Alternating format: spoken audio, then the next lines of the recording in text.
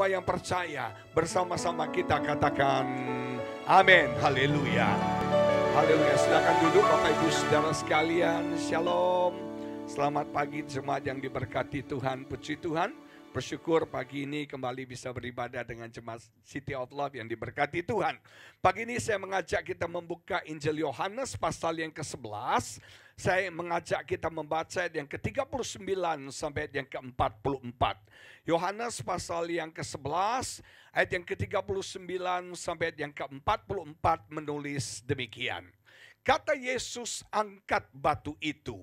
Marta, saudara orang yang meninggal itu berkata kepadanya, Tuhan, ia sudah berbau, sebab sudah 4 hari ia mati. Jawab Yesus, bukankah sudah kukatakan kepadamu, jikalau engkau percaya, engkau akan melihat kemuliaan Allah. Jikalau engkau percaya, engkau akan melihat kemuliaan Allah.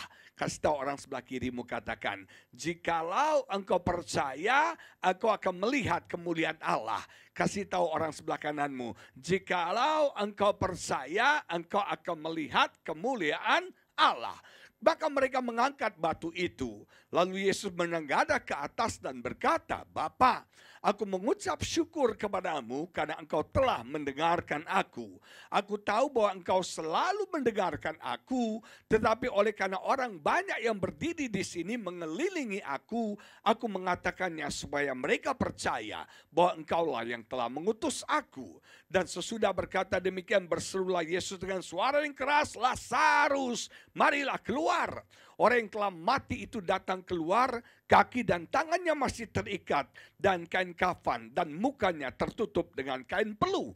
Kata Yesus kepada mereka, bukalah kain-kain itu dan biarkanlah ia pergi. Jikalau engkau percaya, maka engkau akan melihat kemuliaan Allah. Nah, Bapak Ibu Saudara sekalian, sebagai orang percaya Tuhan memberkati kita dengan 2 cara. Yang pertama, Tuhan memberkati kita by His grace, by His mercy. Yang pertama, Tuhan memberkati kita karena anugerahnya, karena rahmatnya, karena kasih sayangnya dalam hidup kita. Kita diberkati bukan karena kita pantas, kita diberkati bukan karena kita layak, kita diberkati bukan karena diri kita. Tapi Tuhan memberkati karena Dia adalah Tuhan yang memberkati setiap kita. Kita diselamatkan bukan karena kita layak. Kita bisa dipakai Tuhan bukan karena kita layak. Kadang-kadang saya bertanya sama Tuhan, Tuhan, apa untungnya Tuhan selamatkan saya? Gak ada untungnya saudara. Bikin repot aja selamatin orang seperti saya. Tapi itulah kasih karunia. Itulah anugerah Tuhan. Saya sering bertanya kepada Tuhan, Tuhan, kenapa Tuhan pilih saya jadi hamba-Mu? Ada banyak orang yang lebih layak dari saya. Banyak orang lebih pantas dari saya. Banyak orang lebih cakap, lebih pintar dari saya. Why me? Kenapa saya? Saya membaca buku tentang Bill Gates, om saya, saudara. Luar biasa, Bill Gates selama bertahun-tahun menjadi tercatat sebagai salah satu orang terkaya di dunia. Bill Gates bukan cuma pintar, Bill Gates bukan cuma kaya, Bill Gates itu generous. Bill Gates itu suka berbuat baik. Kalau Anda baca dalam biografinya, Bill Gates menyumbangkan sebagian besar dari hartanya untuk kegiatan sosial, untuk foundation, saudara. Bill Gates generous banget. Bill Gates murah hati banget. Mungkin kita di tempat ini kalah, saudara. Kepintarannya kita tidak bisa ragukan. Dia salah satu orang terkaya di dunia, saudara. Dan dia juga generous. Nah, Bapak Ibu Saudara sekalian, saya bilang sama Tuhan, Tuhan, Bill Gates lebih pantas dari saya. Dia lebih generous dari saya. Saya belum segenerous Bill Gates, saudara. Tapi Tuhan katakan, bukan, aku gak pilih Bill Gates, aku pilih kamu. Inilah kasih karunia. Betul, saudara? Kadang-kadang saya berpikir, saya melihat ponakan saya, Mark Zuckerberg, saudara. Pendiri Facebook, saudara. Dia orang muda terkaya di dunia. Orangnya simple banget, sederhana banget. Bapak Ibu lebih keren dari dia. Dia cuma pakai jeans butut, saudara. Pakai t-shirt, saudara. Tapi dia orang muda terkaya di dunia, saudara. Luar biasa, simple, sederhana banget hidupnya. Mungkin dia punya teologi kesederhanaan ya. Nah, saudara, luar biasa, sederhana. Saya bilang, Tuhan, saya nggak seperti Mark. Saya nggak seperti dia. Saya masih jasnya dari Amerika, baju masih Burberry, saudara, sepatu masih Salvatore Ferragamo, saudara. Dia tuh simpel, sederhana banget. Saudara, rasanya lebih layak dari saya. Saya masih ada kadang-kadang unsur duniawinya sedikit. Betul nggak? Dia tuh kayaknya wah udahlah simpel banget, sederhana banget. Tapi Tuhan nggak pilih dia. Tuhan pilih kita, itulah anugerah, itulah rahmat, itulah misteri Allah. Amin. Saudara, bukan karena kita layak, bukan karena kita pantas Tuhan memberkati kita. Kita nggak pantas, saudara. Kenapa Tuhan, satu hari seorang bertanya sama saya, Pak, Bapak sakit ginjal. Kenapa Tuhan sembuhkan Bapak? Walaupun saya tahu, saudara. I don't know. Saya nggak tahu, itulah rahmat, itulah anugerah. Kalau Tuhan mau saya umur panjang, saya bisa melayani Tuhan, Tuhan bisa sembuhkan saya dengan cara yang ajaib. Nah, jemaat yang diberkati Tuhan, ketika Tuhan memberkati kita, yang pertama ini namanya unconditional blessing. Berkat yang tanpa syarat. Bukan faktor kita, bukan karena kita pantas, bukan karena kita layak. Tapi yang kedua, Tuhan memberkati kita sebagai reward. Sebagai apa? Upah. Yang pertama tadi hadiah. Yang kedua ini upah. Jadi kalau upah itu adalah karena Anda melakukan sesuatu, Anda mendapat sesuatu. Betul nggak? Yang namanya upah ini conditional blessing. Artinya berkat yang kita terima karena kita melakukan sesuatu. Karena Anda taat sama Tuhan, Anda diberkati. Karena Anda takut akan Tuhan, Anda diberkati. Nah, ayat yang kita baca ini adalah conditional blessing. Ayat yang kita baca ini adalah berkat dengan syarat. Terms and condition apply. Nah, Alkitab berkata, jikalau engkau percaya, maka engkau akan melihat kemuliaan Allah. Jadi ada dua pihak yang terikat dalam perkataan ini. Yang pertama dari Tuhan, yang kedua dari manusia. Tuhan punya kontrak, Tuhan punya covenant kepada setiap kita. Ketika kita melakukan bagian kita, maka Tuhan akan melakukan bagian Tuhan. Nah, saudara, bagian Tuhan, Alkitab berkata, dia akan menyatakan kemuliaannya. Nah, bagian daripada kita adalah kita diminta untuk percaya. Nah, saudara, saya mau kita belajar sedikit tentang kemuliaan Tuhan. Kemuliaan Tuhan artinya the way God's work. Bagaimana Tuhan berbicara. Bagaimana Tuhan bekerja, saudara. Nah, saudara, satu hal yang berbeda dari manusia. Manusia selalu bekerja forward. Kita selalu belajar forward. Lebih lagi, lebih lagi, lebih lagi. Maju, maju, maju. Itu manusia. Tuhan tidak bekerja forward. Tapi Tuhan selalu bekerja backward. Apa? Kembali. Kembali. Nah, kata kemuliaan ini konteks yang kita kembali.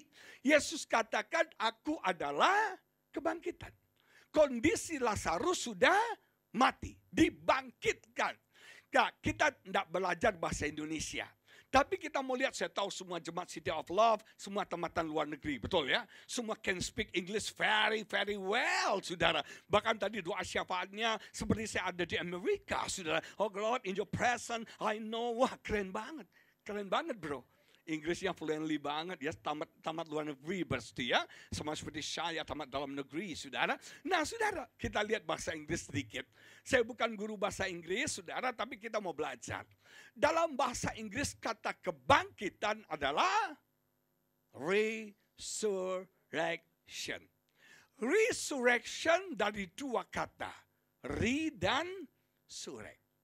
Re dan surek, betul? Bisa tolong sudah ada? Bisa tolong tampilkan? Nah, re dan surek. Dan saya kaget, saudara. Kalau Anda baca di Alkitab, sebagian besar cara Tuhan bekerja selalu dimulai dengan awalan re. Resurrection, resurrect. Kita kata penebusan. Dalam bahasa Inggrisnya apa?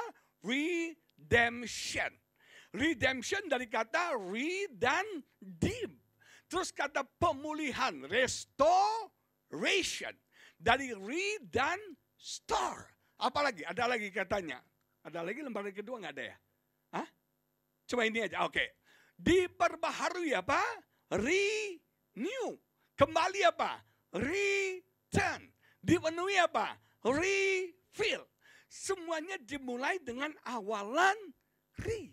Prefiknya adalah re. Re itu artinya apa? Kembali. Tuhan tidak bekerja forward. Tapi Tuhan selalu bekerja backward. Kenapa Tuhan bekerja backward? Ketika dia menciptakan itu semua sudah sempurna. Amin. Makanya Tuhan katakan semuanya sungguh amat baik. Kemudian dosa menghancurkan itu. Dosa membuat semuanya jadi apa? Jungkir balik, saudara. Karena dosa membuat sudah jungkir balik, maka harus dibalik jungkirkan. Betul nggak? Dari jungkir balik, dibalik jungkirkan. Nah, saudara, harus dikembalikan dalam porsi yang semula. Harus dikembalikan dalam desain yang semula. Harus dikembalikan dalam keadaan yang semula. Makanya Allah selalu bekerja Nah, contoh refill. Refill itu artinya dipenuhi kembali. Artinya pernah penuh. Tapi karena kesulitan hidup, karena kekosongan hidup, kita menjadi kering. Betul? Saudara, ada banyak sekarang orang masalahnya kekeringan. Kita kekeringan secara rohani, kita kekeringan secara mental, secara emosi. Saya kenal banyak orang, saudara, ada satu konglomerat Indonesia. Saya kenal baik, saudara. Mereka kaya, sukses, bisnisnya bagus, saudara. Tapi senyum aja susah. Senyum aja susah. Saya nggak tahu. Apakah nggak bisa senyum ataukah lagi operasi supaya kalau dia senyum kan nanti keriput, saudara ya. Mengkeret gitu loh ya. Nah, saudara, saya ketemu terus nggak pernah senyum. Nggak pernah ketawa kebahak-bahak.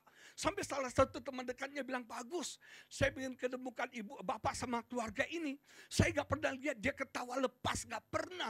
Aduh, ingin banget bisa ketawa santai, hahaha. Saudara, ada berapa banyak orang kering secara emosi. Dia nggak bisa tertawa. Saudara, ada berapa banyak rumah tangga yang kering. Saya punya teman, saudara, dia cerita istrinya kemarin WA istri saya. Tiba-tiba suami yang tadinya baik, yang tadinya jinak jadi buas, saudara. Sekarang suka mukul istri, sekarang suka ngomong kasar, maki-maki. Saya bertanya kenapa itu terjadi? Karena rumah tangga mereka mengalami kekeringan. Tadinya penuh, sekarang kering. Gak ada fun lagi dalam rumah tangga. Gak ada lagi kebahagiaan dalam rumah tangga. Dulu pacaran Pak Tim ya, bisa pergi ke puncak makan sate kambing. Kayak di Jakarta gak ada yang jual sate kambing aja. Naik motor ya ke puncak ya. Pak Epe ya sama Bu Maya ya. Ke puncak makan sate kambing, naik motor, ngepot lagi sengaja saudara. Moduskan, pulang pergi 2 jam, pulang 2 jam saudara. Kalau bisa lusa pulang, wih keren banget saudara.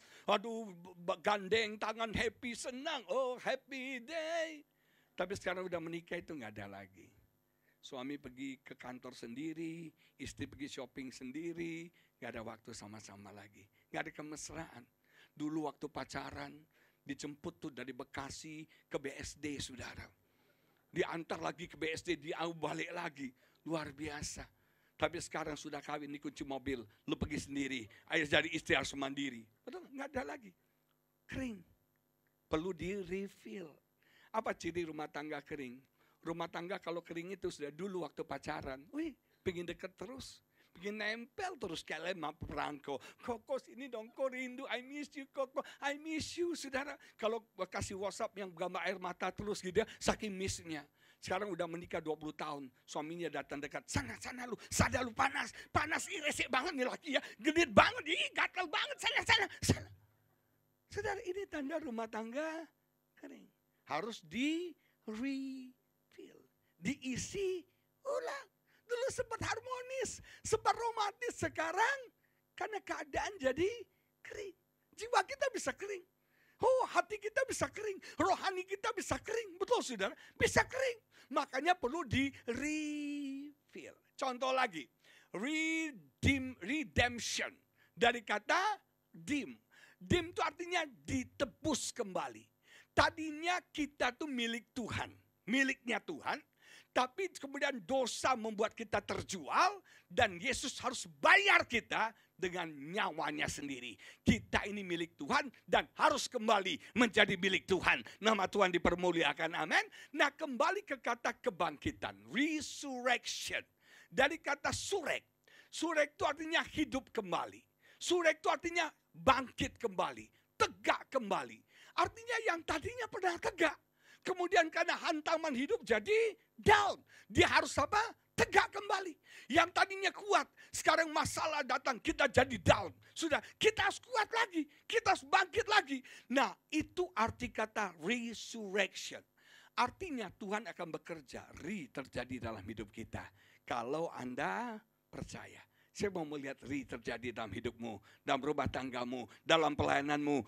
Akan kembali lagi, nama Tuhan dipermuliakan, amin. Allah akan mengerjakan kembali berkat-berkat, dipulihkan kembali, dikembalikan bagi setiap kita. Nah saudara, untuk kita boleh mengalami kemuliaan, yang Tuhan minta simple, hanya percaya. Salah mikir di kananmu, hanya percaya kok. Simpel kan? Nah cuma percaya seperti apa yang Tuhan maksud, betul nggak? Percaya itu percaya seperti apa? Yang pertama, percaya yang lahir dari pengenalan kita akan Tuhan. Dengar, percaya yang lahir dari pengenalan kita akan Tuhan. Nah Bapak Ibu Saudara sekalian, Tuhan nggak mau percaya yang cuma percaya casual. Artinya kita percaya tiba-tiba, no. Percaya itu harus dibuild, percaya itu harus dibangun. Dan itu dibangun dari persekutuan kita, pengenalan kita akan Tuhan. Nah kalau Anda pelajari di Alkitab Bapak Ibu Saudara sekalian, keluarga Marta, Maria dan Lazarus itu satu keluarga, itu kakak adik. Mereka punya hubungan yang intim, mereka punya hubungan yang spesial dengan Yesus. Alkitab berkata rumah mereka menjadi markas pelayanan Yesus. Mereka punya satu hubungan yang intim, satu hubungan yang dekat dengan keluarga ini. Artinya apa? Percaya yang Tuhan mau, percaya yang lahir karena hubungan yang dekat dengan Tuhan. Ada banyak orang Kristen tahu tentang Tuhan, tapi kita tidak kenal Tuhan. Kita bisa tahu Tuhan dari Google, kita bisa tahu Tuhan dari buku, kita bisa tahu Tuhan dari informasi, knowing. Tapi kita harus belajar kenal Dia, mengalami Dia secara pribadi dalam hidup kita. Tuhan ingin satu hubungan yang dekat dengan kita. Mungkin Bapak Ibu tahu saya, pendeta Agus Lutan yang mirip Lee Min Ho itu. Tahu saudara. Tapi Anda nggak kenal saya. Satu-satunya orang yang kenal saya adalah istri saya. Kenapa dia kenal saya? Karena dia bergaul dengan saya. Karena kita ini berdua 24 jam gak pernah pisah Bapak Ibu Saudara sekalian. Kemana-mana selalu berdua. Jarang sekali pisah. Jarang pisah karena saya tahu istri saya gak bisa jauh dari saya. Saya juga gak bisa jauh dari dia. Saya sering bilang, aku tak bisa jauh darimu. Gak bisa jauh. Saudara, satu hari berapa tahun lalu, waktu mama mertua saya sakit, dia pulang ke kampungnya di Nias, saudara. Waktu saya nggak ikut, waktu itu dia bilang gini, papi pesawat saya besok mahal pagi, kamu istirahat, kamu nggak usah antar, biasa saya ke airport sama supir aja. Saya bilang nggak bisa dong, masa princess mau pulang, prince nggak ngantar, saudara ya, nggak saya antar. Akhirnya saya bangun pagi, kita ke airport, sampai di airport dia bilang, udah saya check in sendiri, kamu pulang lanjut tidur. Saya bilang nggak bisa sayang, masa Sancai mau pulang kampung, Tomingse nggak nganter saudara. Akhirnya saya temenin dia di lounge, kita ngobrol, sampai akhirnya dia harus berangkat karena harus boarding. Waktu boarding kan saya harus pisah sama dia. Ketika saya doain, saya cium dia, pisah. Saya kan on the way keluar airport dijemput supir saya. Lagi jalan tuh Bu Evelyn, saya nangis Bu. Air mata saya menetes, cengeng banget ya. Pendeta mewek banget. Saya nangis saudara. Saya merasa separuh jiwa saya terbang saudara. Terus saya telepon dia, Ling, kamu cepat pulang ya. Dia jawab, kamu nih lucu banget. Berangkat juga belum, suruh pulang katanya. Saudara, kita tuh dekat banget. Selalu bersama-sama berdua. Dia kenal kelebihan saya. Dia kenal kekurangan saya. Dia tahu siapa Agus Lutan yang sesungguhnya. Karena dia bergaul dengan saya. Bahkan maaf, kalau di tempat umum saya buang angin, saudara, atau kencut, saudara, dia suka cuel saya. Dia bilang, papi, kamu yang melakukan tindakan tidak bertanggung jawab ini. Itu buang angin itu tidak bertanggung jawab. Nggak ada bunyinya, tapi ada baunya, saudara ya. Dia cuel saya. Dia bilang, ini punya kamu papi, ini punya kamu. Saya selalu jawab, asas praduga tak bersalah. Lu jangan sembarang tuduh. Dia bilang, enggak, gua tahu pasti ini punya lu. Karena kimianya tiap malam gua cium bau ini saudara. Ini punyamu katanya. Nah dia kenal saya sampai hal-hal yang sangat pribadi dalam hidup saya. Saudara, 2-3 bulan yang lalu, bom meledak di 3 gereja di Surabaya. Bom meledak di 3 gereja di Surabaya. Itu pagi jam 7:30 waktu terjadi, teman saya dari gereja GPPS telepon saya. Apa yang terjadi di Surabaya? Hari itu hari Minggu. Saya harus khotbah di sebuah gereja nggak jauh dari sini, saudara, di sebuah mall dekat sini. Itu saya khotbah 5 kali, mulai jadwal jam 9 pagi sampai jam 8 malam. Nah, waktu saya dengar berita itu, saya takut, saudara. Orang Surabaya bilang kami tidak takut, cuma rodon deredek, saudara ya. Nah, waktu saya dengar itu saya takut. Jangan-jangan target mereka bukan Surabaya. Jangan-jangan target mereka Jakarta. Saya harus khotbah di sebuah gereja besar di Jakarta, di satu mall yang pengawasan security-nya nggak ketat, gerejanya punya 8 pintu, nggak ada satpam, nggak ada security sama sekali. Nggak kayak di bawah tadi, lewat ini, wah susah, wah pakai screening, sana nggak ada, saudara.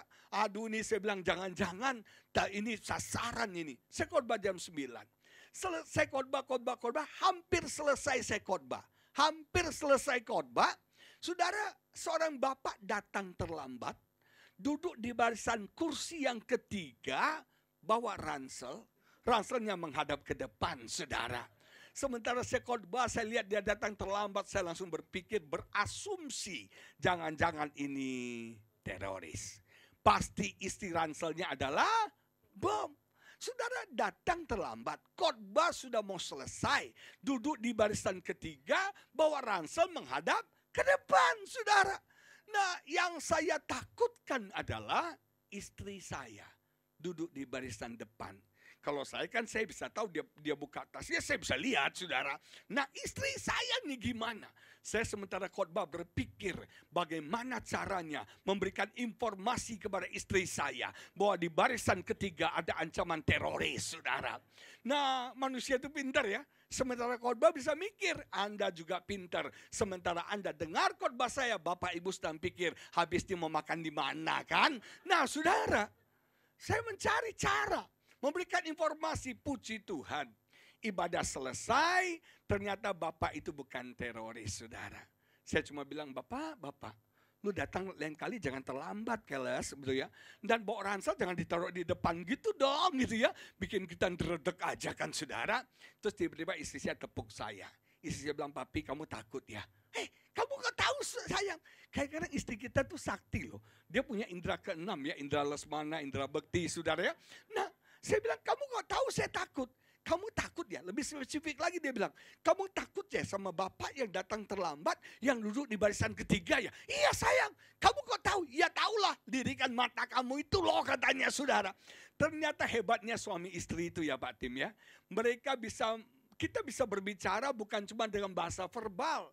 Dengan lirikan mata pun istri kita bisa membacanya. Betul nggak? Istri saya bisa tahu mana lirikan mata minta duit, mana lirikan mata minta makan, saudara. Warnanya beda. Nah, saudara sekalian, Tuhan ingin kita intim sama dia. Kita dekat sama dia, percaya yang lahir karena kita mengalami Tuhan. Percaya yang lahir karena kita bersekutu dengan Tuhan. Percaya yang lahir karena kita dekat, kita kenal Tuhan. Saudara, kita nggak akan kenal dia kalau kita nggak bergaul dengan Tuhan.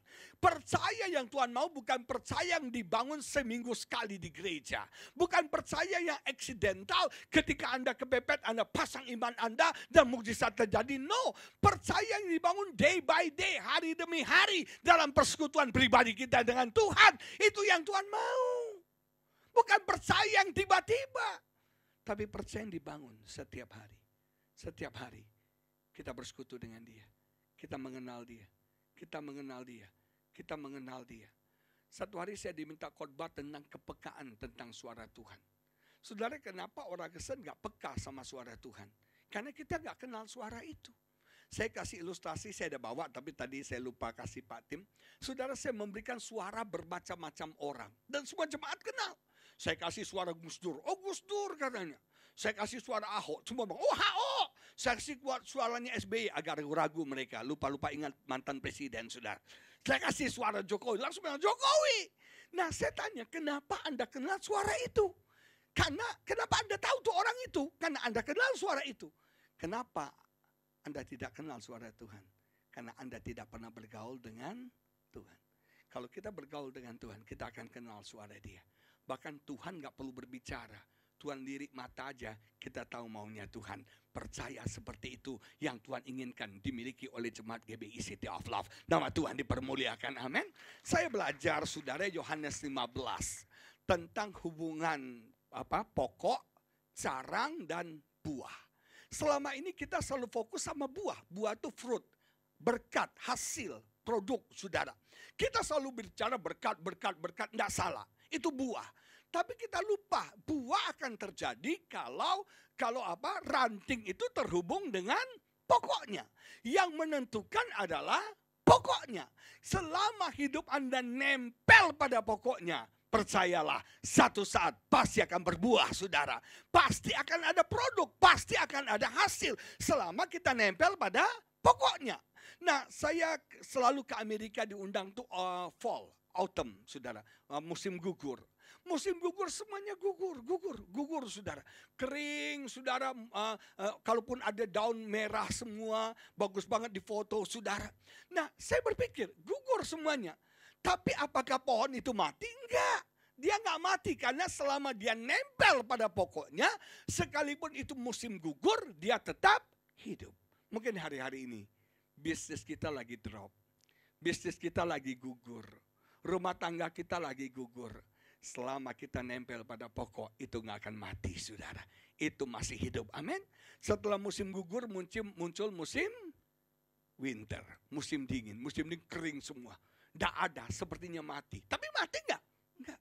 Mungkin rumah tangga kita lagi winter. Rumah tangga itu ada musim-musimnya. Ada musim semi, ada musim musim panas. Saudara, ketika kita lihat istri kita, dalam hati kita bilang thank you banget ya.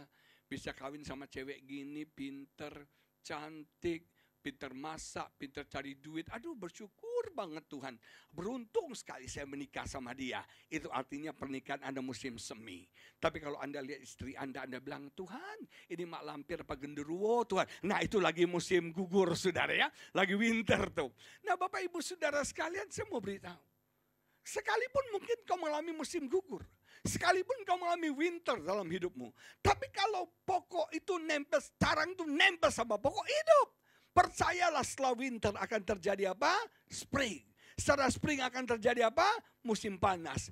Tepat pada waktunya kita akan berbuah. Tepat pada waktunya kita akan menghasilkan. Nama Tuhan dipermuliakan. Amin. Sekalipun hari-hari ini musim gugur. Sekalipun hari-hari ini winter. Tapi kalau sarang itu, ranting itu tetap nempel pada pokoknya. Satu saat dia pasti akan berbuah. Nama Tuhan dipermuliakan. Amin. Satu saat dia pasti akan berbuah. Orang yang mengandalkan Tuhan tidak akan pernah dikecewakan. Orang yang dekat sama Tuhan, dia akan diberkati oleh Tuhan. Nama Tuhan dipermuliakan. Yang pertama, percaya yang lahir, yang dibangun dari persekutuan pengenalan kita akan Tuhan. Yang kedua, percaya seperti apa yang Tuhan mau.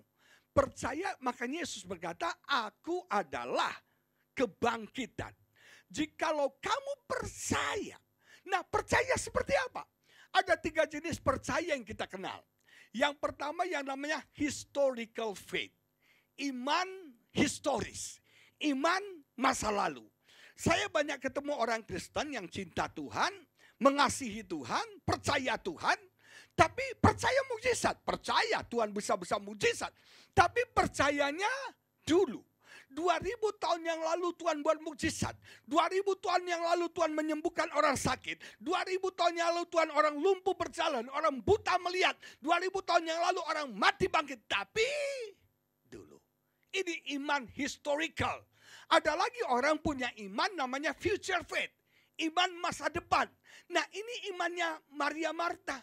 Mereka bilang waktu Yesus bertanya, percayakah kamu bahwa saudaramu akan bangkit? Mereka bilang, ya kami percaya tapi nanti. Future faith. Saya percaya mukjizat, percaya tapi nanti. Saya percaya pertolongan Tuhan, percaya tapi nanti. Yang Tuhan mau bukan historical faith. Bukan future faith, tapi yang Tuhan mau adalah present tense faith. Iman now. Kalau ada iman sekarang, mukjizat terjadi sekarang.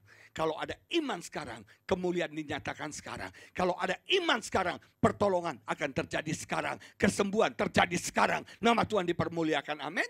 Makanya Alkitab berkata, faith is. Tidak ditulis faith was. Tidak ditulis faith will. Tapi faith adalah is. Selalu tensesnya adalah present tense. Artinya Tuhan ingin kita memiliki iman sekarang. Kalau ada iman sekarang di tempat ini, mujizat terjadi sekarang. Oh, pertolongan terjadi sekarang. Breakthrough terjadi sekarang. Now. Now. Salah mikir kan mau bilang now. Now. Now. Now. Now.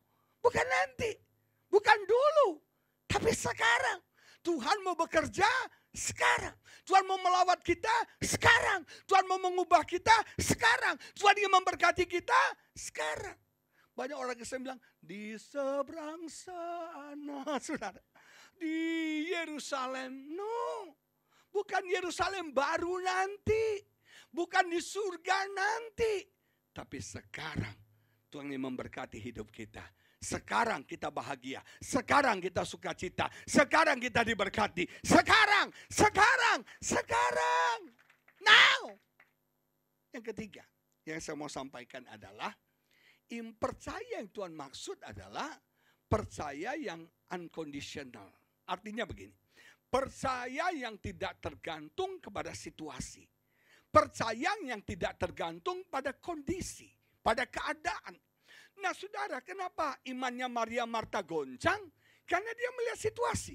Dia melihat kondisi. Alkitab berkata Maria Marta bilang, sorry brother, dia sudah 4 hari meninggal. Dia sudah dikubur dan sudah berbau. Menurut tradisi orang Yahudi, orang yang meninggal 3 hari pertama arwahnya masih ada. Dengar ya, tradisi orang Yahudi, ketika orang meninggal 3 hari pertama arwahnya masih ada. Jadi kalau Yesus datang di hari yang ketiga, Lazarus dibangkitkan, it possible. Itu sangat mungkin. Tapi hebat, Yesus datang tidak di hari pertama, Yesus tidak datang di hari kedua, Yesus juga enggak datang di hari yang ketiga. Yesus datang di hari yang artinya arwahnya sudah pergi. Tidak mungkin akan kembali lagi. It impossible. Oh saudara, kadang-kadang Tuhan tidak menunggu memberkati kita ketika possible. Tuhan menunggu momen impossible supaya kita tahu ini Tuhan yang bekerja. Ini Tuhan yang sedang melakukan mukjizat. Bukan karena gua pintar, bukan karena kesempatan, bukan karena Tuhan bisa, bukan karena orang tolong gua. No, tapi karena Tuhan yang sedang bekerja dalam hidup setiap kita. Seringkali saya bertanya, Tuhan, kenapa ya? When everything impossible.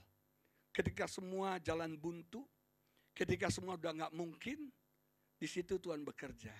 Tuhan bilang, Mas, supaya kamu tahu bahwa itu aku yang bekerja. Bukan manusia yang bekerja. Bukan kekuatanmu yang bekerja. Tapi aku yang bekerja. Saudara, waktu saya sakit, saya bertanya sama dokter, ginjal saya bocor, fungsinya rusak 50%. Saya tanya sama dokter di Malaysia, dok bisa sembuh nggak kalau gagal ginjal ya? Ini gagal ginjal.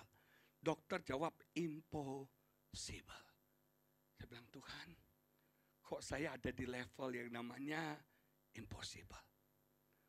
Dokter bilang nggak bisa tolong. Bahkan seorang dokter dari Guangzhou, dia konsultasi kami, khusus didatangkan teman. Waktu itu ada bicara, dia bilang sama istri saya dalam hitungan 10 tahun, siap-siap Pak Agus cuci darah. Aduh kita down saudara. Impossible.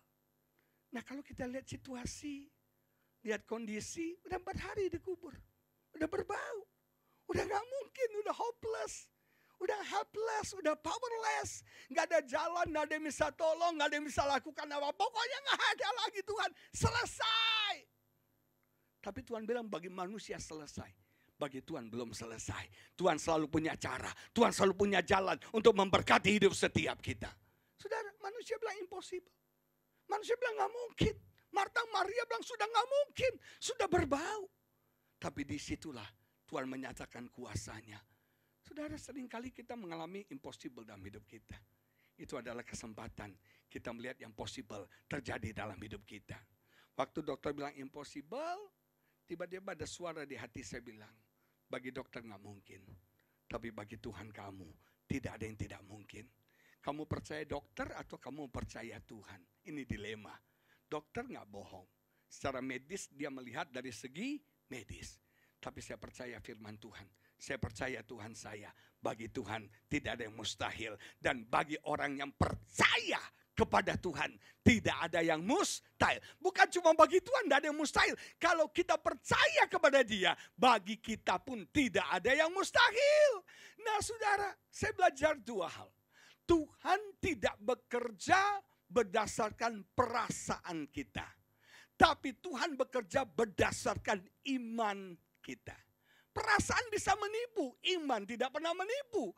Perasaan labil, iman stabil, saudara, amin.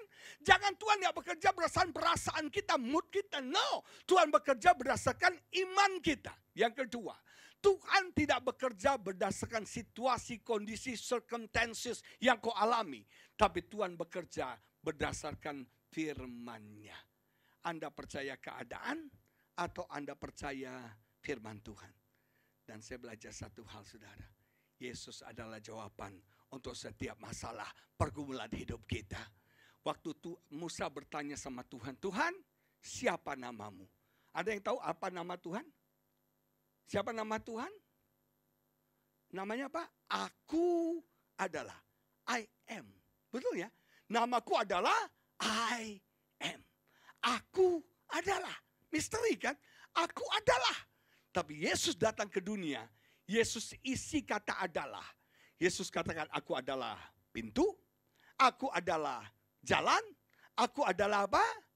Air hidup, aku adalah apa? Roti hidup, aku adalah kebangkitan, aku adalah kehidupan, betul nggak? Titik-titik itu. Nah, isi titik-titik itu apa yang jadi masalah Anda? Kalau ada iman hari ini, maka Yesus adalah dalam hidup setiap kita. Nama Tuhan dipermuliakan. Yang sakit, Yesus adalah penyembuhmu. Yang bokeh, Yesus adalah pemberkatmu, saudara. Yang lagi susah, Yesus adalah penghiburmu. Yang lagi lemah, Yesus adalah kekuatan kita. Amin. Yang lagi kering, Yesus adalah air hidup dalam hidup setiap kita. Yang menyegarkan, yang memulihkan hidup setiap kita. Jangan lihat situasi. Dia lihat kondisi. Tapi pegang firman Allah. Pegang janjinya. Dia akan bekerja berdasarkan janjinya. Dia yang setia. Dia gak pernah ingkar janji. Apapun yang dia firmankan pasti terjadi.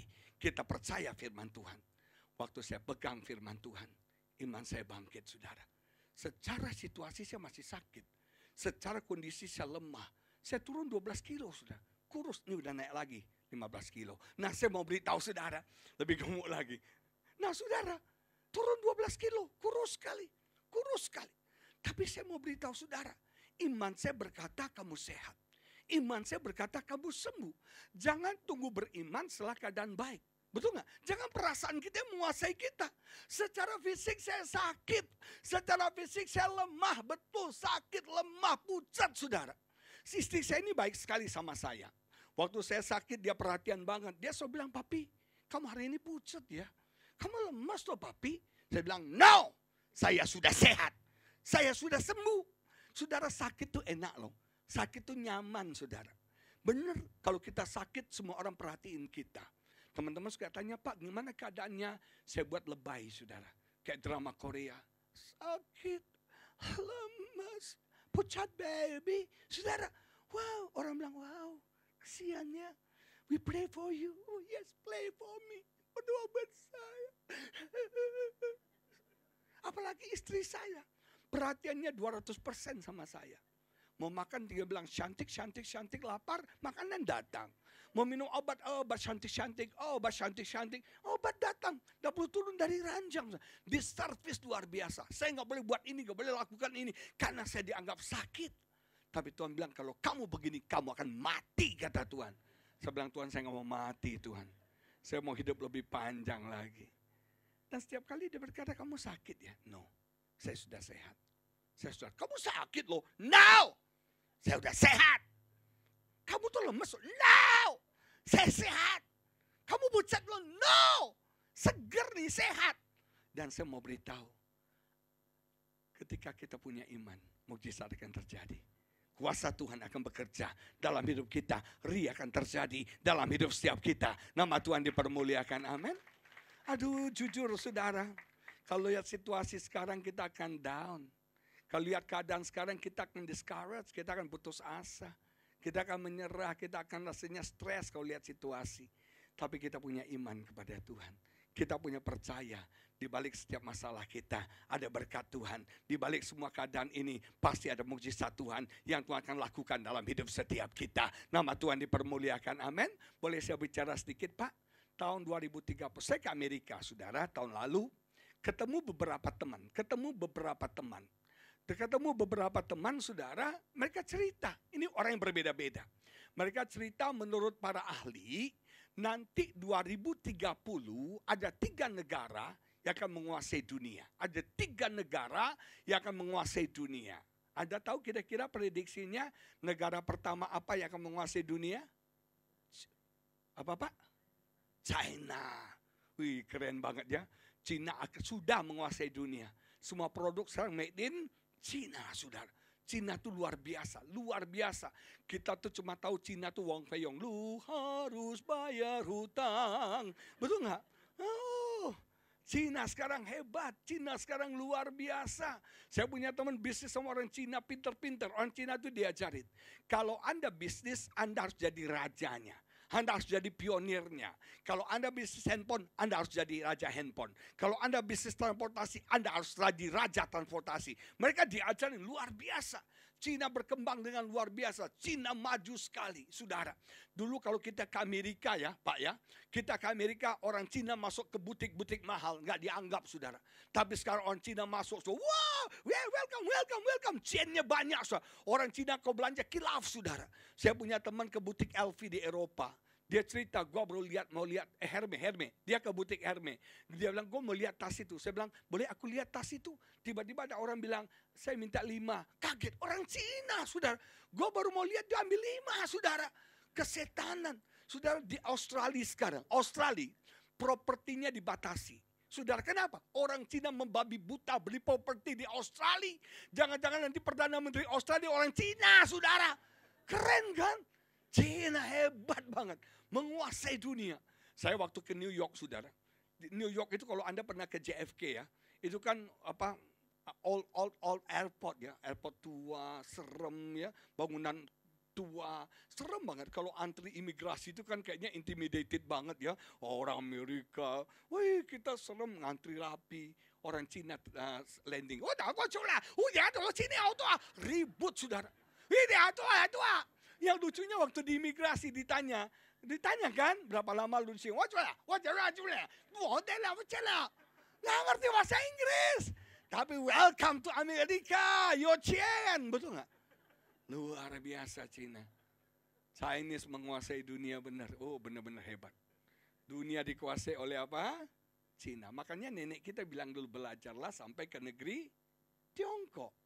Kenapa Anda ke Australia, ke Amerika? Kenapa nggak ikuti kata nenek? Belajar ke negeri Cina. Dulu diajarin kan, betul nggak? Saudara jangan anggap enteng Cina. Cina menjadi kekuatan yang luar biasa. Yang kedua, menurut prediksi Anda, negara yang menguasai dunia apa? Apa? Terlalu besar imannya. Yang nomor 2 apa? Apa?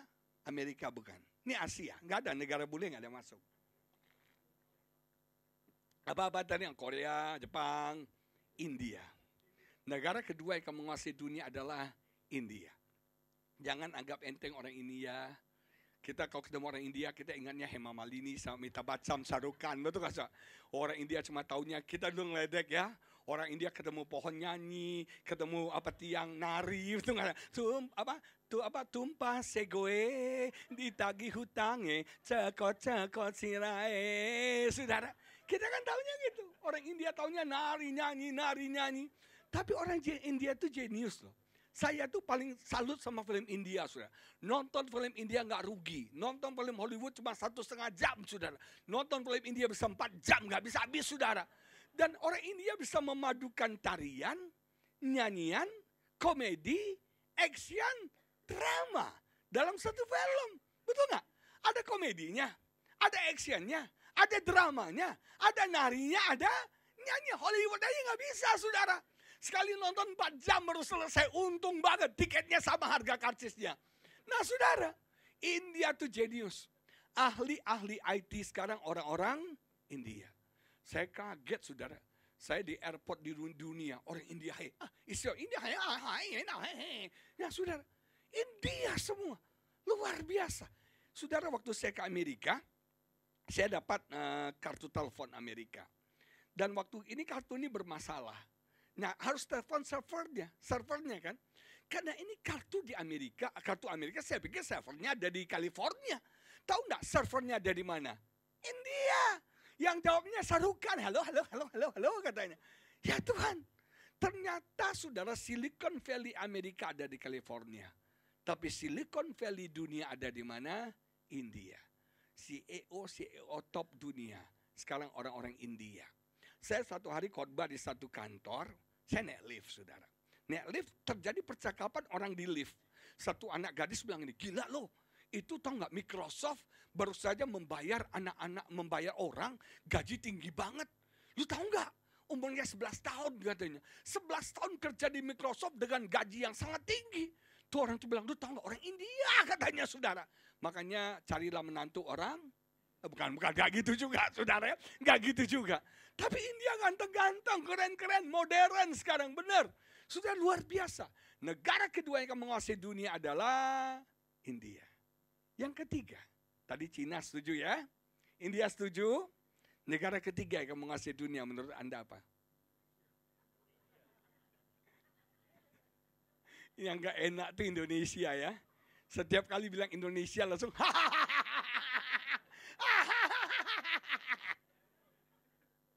Kenapa sih saya di-ban banget? Cina, India, Indonesia. Gak percaya ya? Hello? Saudara, saya percaya loh Indonesia 2030 akan menjadi negara yang kuat. Nama Tuhan dipermuliakan, amin. Dengan iman saya percaya. Kenapa saya percaya? Karena iman itu bukan berarti tidak logis loh. Jangan percaya kan? Iman itu bukan berarti nggak logis loh. Iman itu melihat yang belum kelihatan. Melihat yang belum nyata. Betul nggak? Kalau sudah nyata kita nggak perlu iman. Karena belum nyata, belum kelihatan, kita butuh iman. Iman itu melihat yang belum kelihatan. Saudara, iman itu bukan nggak logis loh. Contoh paling gampang tuh gini. Anda pernah tahu hujan? Hujan ya? Hujan itu dari mana asalnya? Ayo, jemaat ini pintar-pintar kan? Dari apa Pak Tim? Bukan. Dari mana tadi? Hujan itu dari uap air menjadi awan. Semakin pekat menjadi hujan. Berat dia kan? Nah, ketika uap air, Anda lihat nggak prosesnya? Air menguap. Anda melihat nggak proses air menguap? Tapi ada nggak? Begitu juga iman. Iman itu bukan nggak logik loh. Ada, tapi kita nggak lihat. Saudara percaya nggak Tuhan bekerja? Anda lihat nggak Tuhan bekerja? Nggak lihat. Itulah iman. Betul nggak? Bukan berarti kalau kita nggak merasakan sesuatu, Tuhan nggak bekerja. Banyak orang bilang gini, saya merasakan hari ini Desi diurapi Tuhan. Bulu kuduk saya berdiri. Saudara, Tuhan bekerja apa kalau bulu kuduk harus berdiri? Anda lewat kuburan bulu kuduk berdiri? Betul nggak? Oh hari ini hadirat Allah terasa banget. Gue nangis. Standarnya bukan nangis. Anda nonton film Korea aja nangis. Betul nggak? Saya bingung sama orang yang hobi nonton film Korea. Tiap menit nangis. Tiap menit nangis. Tiap menit hujan nangis. Panas nangis. Semua nangis. Nggak ada waktu saya lihat orang nangis saudara. Nah luar biasa banget. Nggak kelihatan. Tapi ada. Kita nggak lihat. Secara ekonomi hancur. Dolar sekarang sudah berapa? 15.000. Betul ya? Saya mau ke Amerika lagi bulan depan, saudara. Dolarnya lagi tinggi. Saudara, saya punya teman kontraktor cerita kemarin. Bisnis kontraktor tiarap, Pak. Tiarap. Sekarang saya punya teman supplier alat kesehatan. Drop semua. Takut KPK. Drop semua. Kalau kita lihat secara fisik, saya kayaknya hancur nih. Tapi dengan iman Indonesia akan bangkit. Kenapa saya tahu akan bangkit? Kalau Anda punya pohon, pohonnya berbuah. Kalau Anda mau pohonnya berbuah lebih banyak lagi, apa yang harus Anda lakukan? Dibersihkan, dipangkas. Ya, ini yang sedang dialami Indonesia. Sedang dibersihkan, sedang dipangkas, supaya dia berbuah lebih banyak lagi. Nama Tuhan dipermuliakan, amin. Saudara, sorry, boleh bicara sedikit ya bangsa ini ya? Boleh ya? Saudara, Indonesia ini sudah terbiasa salah. Sudah terbiasa salah. Dibenerin jadi gak nyaman. Kita udah biasa salah, betul gak? Ketika dibenerin kita gak nyaman. Anda pernah ke seleo gak? Seleo, ya ketika dibenerin sakit. Aduh, takut. Betul gak? Anda marah kan? Bener. Saya bilang punya teman sekali, dia bilang, Pak susah bisnis. Peraturan ketat, ya itu seharusnya. Selama ini gak ada peraturan, gak seharusnya. Betul gak? Orang Indonesia kan selama ini cuan ciacau, cuan di ciacau, saudara, betul gak? Sekarang dibenerin. Nah kita gak terima. Kita mau yang salah. Korupsi itu salah apa benar? Nyogok itu salah apa benar? Tapi kita udah biasa. Karena udah biasa kita anggap itu benar. Sekarang dibenerin nih. Di-pruning, dibersihkan. KPK dibersihkan, DPR dibersihkan, pemerintah dibersihkan. Ketika sudah bersih, jamin dia akan berbuah sangat lebat. Nama Tuhan dipermuliakan, amin. Oh, saudara, iman itu unconditional. Melihat yang tidak kelihatan. Makanya kalau orang punya iman, dia bisa mengucap syukur apapun yang terjadi dalam hidupnya. Dengar, kalau orang punya iman, dia bisa mengucap syukur apapun yang terjadi dalam hidupnya. Karena dia percaya pasti akan mendatangkan kebaikan. Apapun yang terjadi dalam hidup kita, kita bisa mengucap syukur, saudara. Benar, karena kita percaya apa yang kita alami ini sementara, sesudah itu ada berkat, ada mukjizat, ada pertolongan Tuhan. Saya sering katakan di tempat nyaman tidak ada berkat. Di tempat nyaman tidak ada mukjizat. Hanya ketika krisis kita melihat pertolongan Tuhan, kita melihat berkat Tuhan, kita melihat mukjizat Tuhan terjadi dalam hidup kita. Jujur, ini true story, saya ngalami, saudara. Jangan lihat keadaan, jangan lihat situasi, tapi percaya janji Tuhan, percaya firman Tuhan, pasti akan terjadi dalam hidup kita. Saya mau saksi dikit, orang bilang, Pak sekarang krisis uang. Saya jujur, saya justru diberkati hari-hari ini. Diberkati luar biasa. Yang berkati siapa? Orang yang bilang krisis itu, saudara. Luar biasa. Amin. Amin. Luar biasa. Hidup kita percaya sama Tuhan. Percaya sama Tuhan. Percaya kepada firman-Nya, percaya kebenarannya. Yang keempat, yang terakhir. Saudara, iman yang Tuhan mau adalah iman yang bertindak.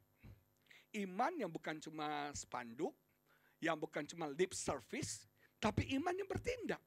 Saudara, ada dua hal yang harus dilakukan. Yesus katakan, yang pertama adalah Yesus katakan, angkatlah batu itu. Karena kuburan Lazarus ditutup oleh batu. Artinya semua yang menghalangi Tuhan bekerja dalam hidup kita harus disingkirkan. Semua batu yang menutup, yang menghalangi Tuhan bekerja harus disingkirkan. Mungkin yang harus disingkirkan itu adalah ketakutan. Mungkin itu kekhawatiran. Mungkin itu keputusasaan. Yang saya mau beritahu saudara, dalam hati kita iman tidak sendiri. Iman punya partnernya, iman punya temannya. Di tetangga sebelah kiri namanya ketakutan, tetangga sebelah kanan namanya kekhawatiran, tetangga depan rumah namanya putus asa. Ada temannya. Nah saudara, saya mau beritahu saudara, iman gak sendirian. Semua penghalangnya harus disingkirkan. Salah satu penghalang yang harus kita singkirkan adalah keraguan-raguan. Apa? Keraguan-raguan. Keraguan-raguan itu gak dosa. Tapi keraguan-raguan itu menghalangi iman bekerja. Orang yang ragu-ragu bilang ini, saya percaya Pak. Tapi, ya kan? Saya percaya, tapi itu gak percaya namanya. Itu ragu-ragu. Kalau percaya titik. Betul gak saudara? Saya sih percaya, tapi saya sih percaya, tapi itu ragu-ragu. Nah semua keraguan-raguan itu harus disingkirkan.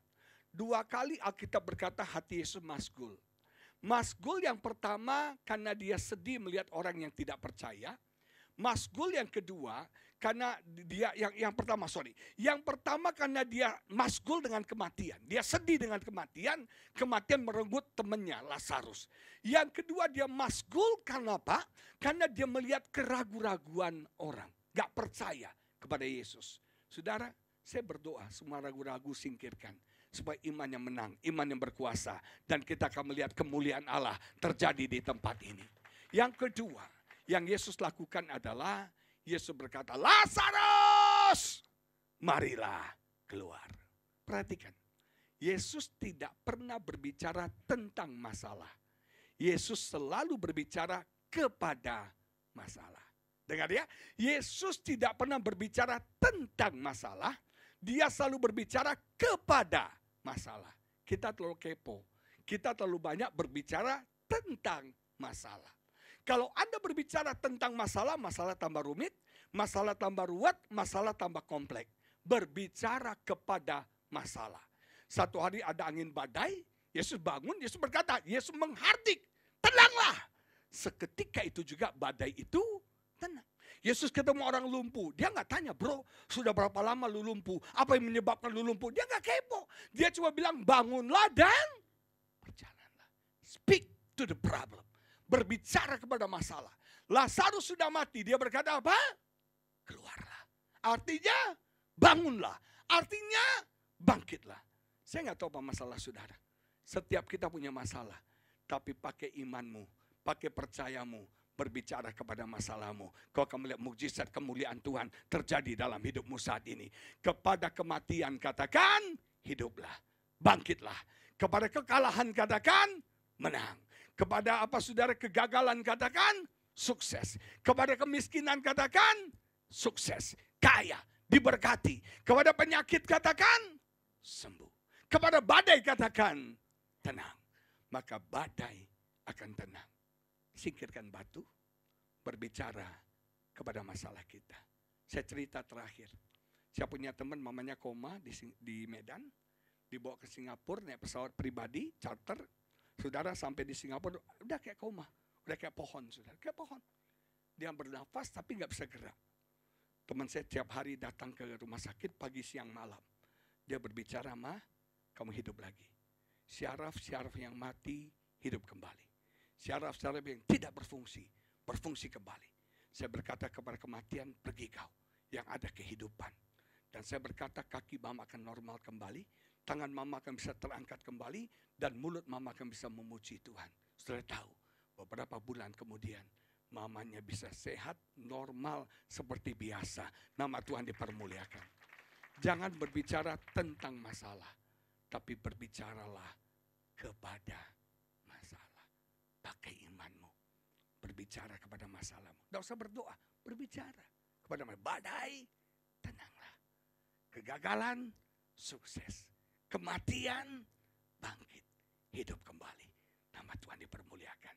Jikalau engkau percaya, maka engkau akan melihat kemuliaan Tuhan. Yang jadi pertanyaan saya, adakah percaya itu di tempat ini? Mari kita bangkit berdiri, kita doa sama-sama.